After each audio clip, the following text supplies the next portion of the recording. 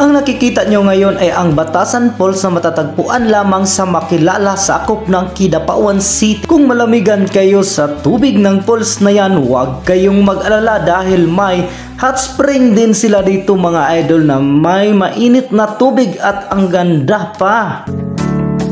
May isang tao na mahilig maglakbay, si Pitik ni Ungas ang pangalan niya.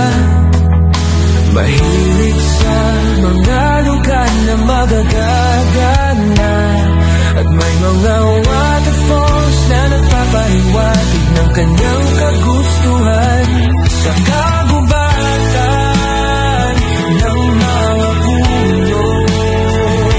Siya'y naglalakad ng may sigla sa mga ilog na may malinaw na tubig. Siya'y nagpapalipas ng oras na may kasiyahan at ligaya.